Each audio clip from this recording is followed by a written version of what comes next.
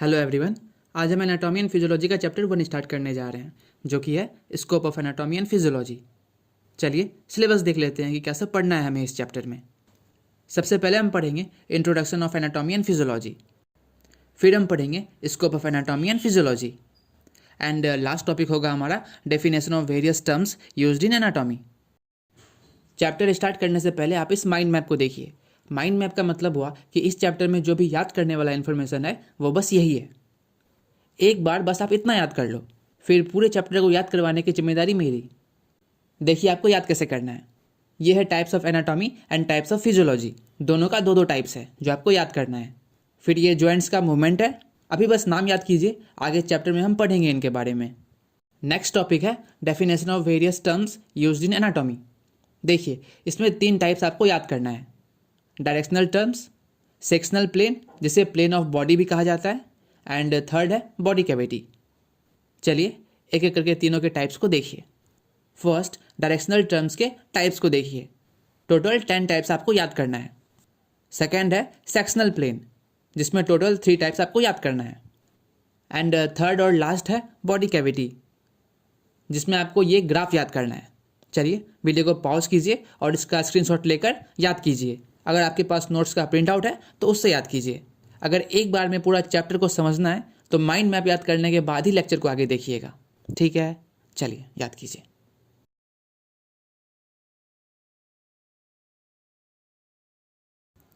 चलिए anatomy and physiology को समझते हैं। सबसे पहले आप ये बॉक्स के अंदर के इन्फॉर्मेशन को समझिए। कॉन्सेप्ट को समझने के लिए एज एग्जाम्पल हम कार को लेते हैं। तो अब समझिए कि एनाटॉमी क्या होता है। जब हम कार के पार्ट्स के बारे में पढ़ेंगे, जैसे कि कार का इंजन, कार का पहिया, है ना, तो उसे एनाटॉमी ऑफ कार बोलेंगे। वहीं जब हम लोग ये पढ़ेंगे कि वो सारे पार्ट्स साथ मिलकर काम करते हुए कार को मूव कैसे करते हैं, तो उसे फिजियोलॉजी बोलेंगे। मतलब एनाटॉमी में स्ट्रक्चर के बारे में पढ़ेंगे और फिजियोलॉजी में फंक्शन के बारे में। दैट्स इट, बस यही है कॉन्सेप्ट। तो चलिए अब चलते हैं अपने रियल कॉन्सेप्ट पर, जो कि है ह्यूमन एनाटॉमी एंड फिजियोलॉजी। देखिए ह्यूमन एनाटॉमी में हम ह्यूमन बॉडी के स्ट्रक्चर के बारे में पढ़ते हैं। वो स्ट्रक्चर ऑर्गन लेवल पर भी हो सकता है या ऑर्गन सिस्टम लेवल पर भी। ऑर्गन लेवल के एग्जांपल में आप ऑर्गन को ले सकते हैं, जैसे हार्ट, नोज, आइज, ये सब ऑर्गन्स हैं। तो इनके स्ट्रक्चर को पढ़ेंगे तो वो एनाटॉमी कहलाएगा, वहीं इनके फंक्शन को पढ़ेंगे तो वो फिजियोलॉजी कहलाएगा। कितना ईजी है। तो चलिए एग्जाम्पल के लिए हार्ट को लेते हैं, जो कि एक ऑर्गन है जिसका काम है ऑक्सीजनेटेड ब्लड को पूरे बॉडी में पंप करना।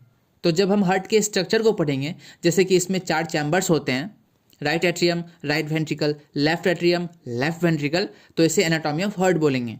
वहीं जब हम ये पढ़ेंगे कि चारों चैम्बर्स साथ मिलकर कैसे ऑक्सीजनेटेड ब्लड को पूरे बॉडी में पंप करते हैं, मतलब हम हार्ट के फंक्शन को पढ़ रहे हैं, तो इसे फिजियोलॉजी ऑफ हार्ट बोलेंगे। समझ आ रहा है इन सबको? चलिए बहुत बढ़िया। वहीं अगर हम लोग डाइजेस्टिव सिस्टम के एनाटॉमी को पढ़ेंगे तो हम क्या पढ़ेंगे? डाइजेस्टिव सिस्टम के पार्ट्स को।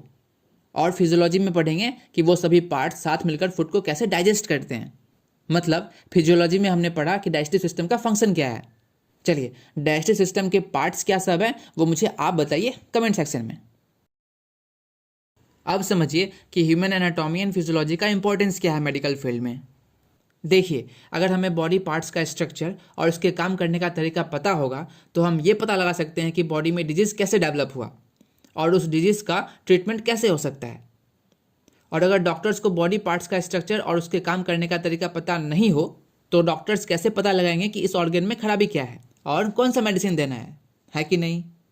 और एनाटॉमी एंड फिजियोलॉजी को स्टडी करके साइंटिस्ट और डॉक्टर्स को न्यू ट्रीटमेंट, न्यू मेडिकेशन और न्यू मेडिकल टेक्नोलॉजी लाने में मदद मिलती है। चलिए नेक्स्ट समझिए लेवल ऑफ ऑर्गेनाइजेशन को।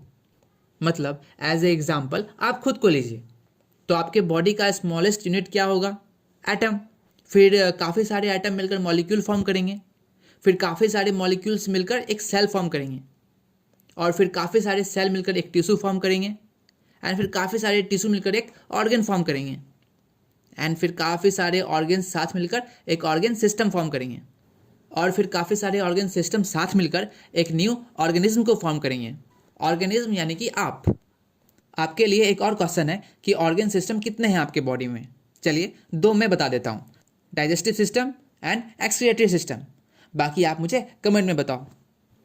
और ये सब कमेंट करने आपको मैं इसलिए बोल रहा हूँ क्योंकि आने वाले चैप्टर्स में इन कॉन्सेप्ट का यूज़ होने वाला है। तो मैं चाहता हूँ कि आपका बेस पहले से स्ट्रांग रहे, ठीक है? इसलिए ईमानदारी से सबको कमेंट करना है। चलिए वीडियो को पॉज कीजिए और पूरे स्लाइड को पढ़िए एक बार।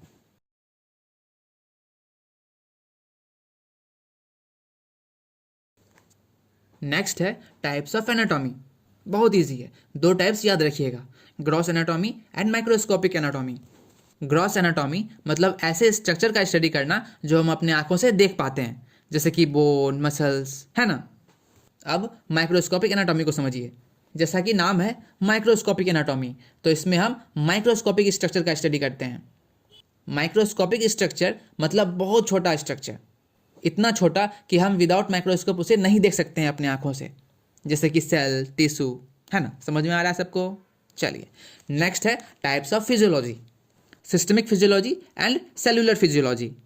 सिस्टमिक फिजियोलॉजी में हम बॉडी के सभी सिस्टम्स के फंक्शंस को पढ़ते हैं एंड सेलुलर फिजियोलॉजी में हम सेल के फंक्शंस को पढ़ते हैं। कितना ईजी है। चलिए वीडियो को पॉज कीजिए और पूरे स्लाइड को पढ़िए एक बार।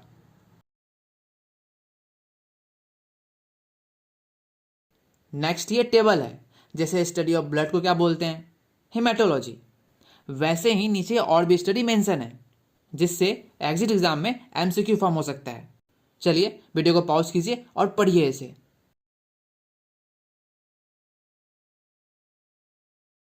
नेक्स्ट ये टेबल है, ये भी आपको याद करना है, काफ़ी इजी है, आप 1-2 बार पढ़ोगे आपको अभी ही याद हो जाएगा।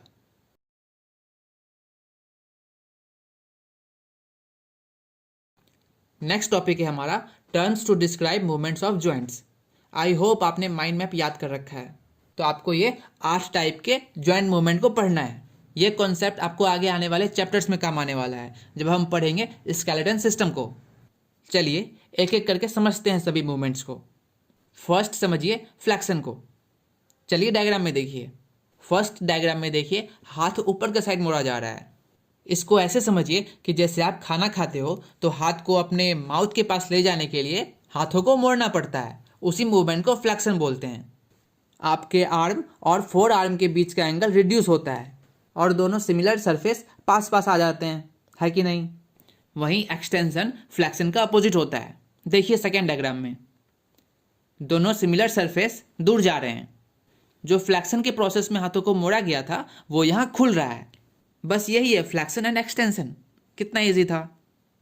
नेक्स्ट समझिए एबडक्शन एंड एडक्शन को। बट उससे पहले आप ये समझिए कि मिड लाइन क्या होता है। ये जो सिर के बीचों बीच लाइन देख रहे हो ना आप, यही है मिड लाइन, जो बॉडी को 2 बराबर पार्ट्स में डिवाइड करता है। चलिए अब समझिए एबडक्शन एंड एडक्शन को। जब हम हाथों को मिड लाइन से दूर ले जाएंगे, डायग्राम में देखिए, तो उसे एबडक्शन बोलेंगे, और जब वापस हाथों को मिड लाइन के पास लाएंगे तो उसे एडक्शन बोलेंगे। कितना इजी था। चलिए वीडियो को पॉज कीजिए और पूरे स्लाइड को पढ़िए एक बार।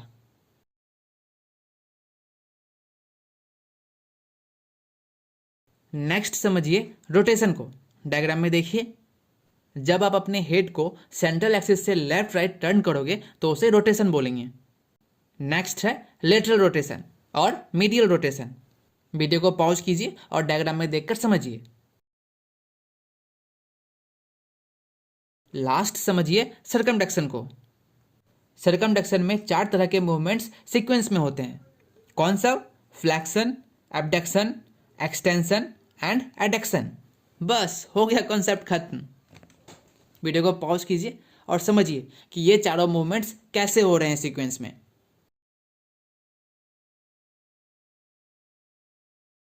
यहाँ हमारा सिलेबस का फर्स्ट पॉइंट खत्म हो गया, जो कि था introduction of anatomy and physiology.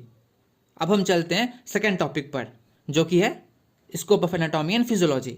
मतलब एनाटॉमी एंड फिजियोलॉजी का बेनिफिट क्या सब है। चलिए एनाटॉमी के बेनिफिट को समझते हैं। फर्स्ट पॉइंट है स्ट्रक्चर एंड ऑर्गेनाइजेशन।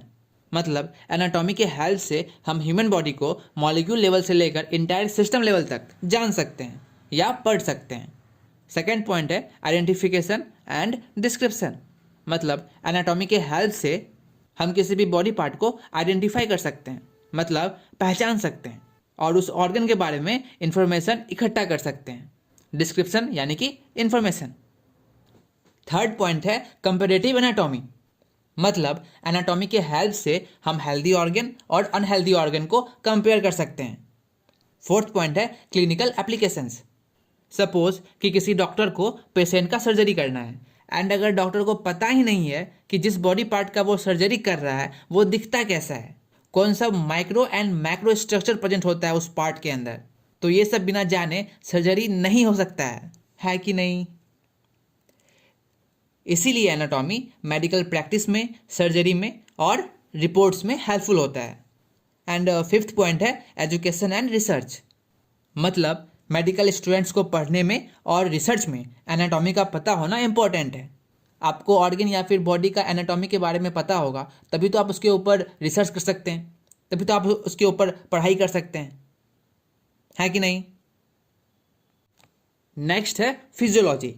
देखिए, आपको याद करवाने के लिए थोड़ा थोड़ा आपसे भी मेहनत करवाऊंगा मैं, तो चलिए फिजियोलॉजी को पढ़िए और समझिए खुद से। आपके लिए काफ़ी इजी वर्ड में लिखा हूँ मैं, फिर भी अगर कहीं कोई वर्ड समझ ना आए तो गूगल पर सर्च कर लीजिएगा। चलिए पढ़िए।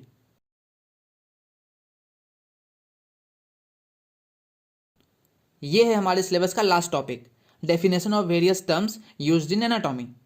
चलिए, तो ये तीनों टाइप्स को पढ़ना है हमें। फर्स्ट है डायरेक्शनल टर्म, माइंड मैप में आपने ऑलरेडी याद कर रखा है इसे, तो अब ध्यान से सुनिए। एग्जिट एग्जाम में अगर यहाँ से क्वेश्चन आया तो ऐसे आएगा कि सुपेरियर का मतलब क्या होता है, what is the meaning of superior. नीचे 4 ऑप्शन दिया होगा जिसमें से एक होगा नियरर टू हेड, जिसमें आपको टिक करना है, या फिर ऐसे आएगा कि नियरर टू हेड को क्या बोलेंगे, तो आपको टिक करना होगा सुपेरियर में। समझ आ रहा है? बस आप इसे याद कर लीजिए और अगर सब्जेक्टिव एग्जाम में आया तो एज इट इज लिख दीजिएगा।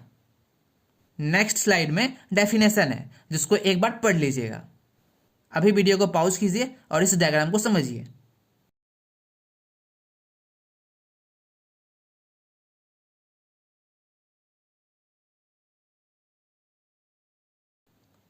सेकेंड टाइप है सेक्शनल प्लेन या plane of body.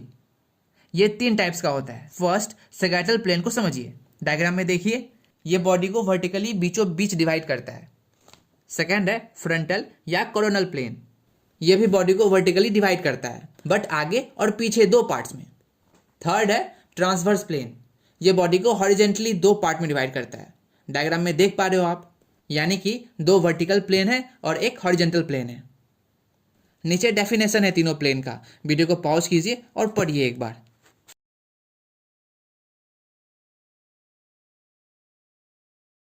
Last topic है हमारा बॉडी कैविटी।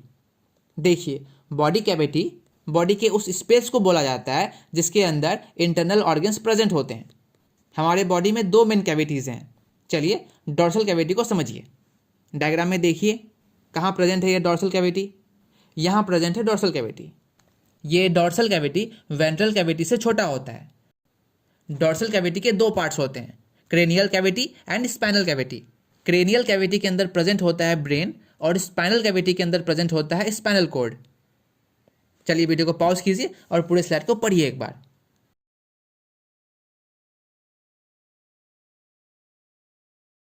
नेक्स्ट समझिए वेंट्रल कैविटी को। यह वेंट्रल कैविटी लार्जेस्ट कैविटी होता है। वेंट्रल कैविटी भी 2 पार्ट्स में डिवाइडेड होता है, thoracic cavity and abdominopelvic cavity. Thoracic cavity contain करता है हार्ट को, लंग्स को, ट्रैकिया को और इसोफेगस और थोरैसिक डक्ट को। वहीं एब्डोमिनोपेल्विक कैविटी कंटेन करता है डाइजेस्टिव ऑर्गन को, किडनी को और रिप्रोडक्टिव ऑर्गन को। इस कैविटीज का काम होता है इंटरनल ऑर्गन्स को प्रोटेक्ट करना। अब देखिए, जो एब्डोमिनोपेल्विक कैविटी होता है वो 2 फर्दर पार्ट्स में डिवाइडेड होता है। एब्डोमिनल कैविटी जो कि कंटेन करेगा ये सब ऑर्गन्स को, एंड पेल्विक कैविटी जो कि कंटेन करेगा ये सब ऑर्गन को। चलिए, आपका चैप्टर खत्म हो चुका है। आगे कुछ क्वेश्चंस हैं जो आपको प्रैक्टिस करने हैं।